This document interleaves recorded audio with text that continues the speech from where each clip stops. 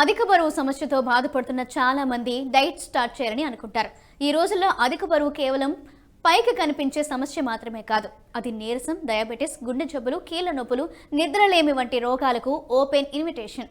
ఒకప్పుడు కొంచెం బొద్దిగా ఉంటే బాగుంటుంది అనేవారు, కానీ ఇప్పుడు BMI 25 పైనే ఉంటే డాక్టర్లు రెడ్ అలర్ట్ ఇస్తున్నారు. చాలా మంది బరువు తగ్గేందుకు కార్బ్స్ తగ్గించాలి అని అనుకుంటారు, కానీ వాస్తవానికి మీల్స్ లో ఫ్యాట్స్ ను మాత్రమే రెడ్యూస్ చేయాలి.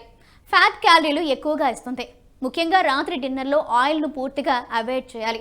చాలా మంది కార్బ్స్ తగ్గించాలని అనుకుంటారు, కానీ నిజానికి మీరు మొదట ఫ్యాట్ను కట్ చేయాలి. వంట చేసేటప్పుడు అధిక నూనె ఉపయోగించకుండా ఆయిల్ స్ప్రే ఉపయోగించాలి. కూరగాయలను ఉడికించి తీసుకోవాలి.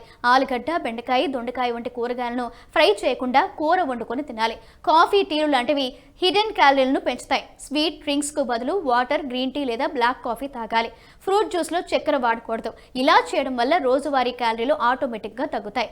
కష్టమైన వ్యాయామం చేయాలి అని, ఇబ్బందికరమైన ఎక్సర్సైజ్లు చేయాలి అని అనుకోకుండా సింపుల్గా బ్రేక్ఫాస్ట్, లంచ్, డిన్నర్ తర్వాత 10 నిమిషాలు వాక్ చేస్తే బరువు తగ్గుతారు.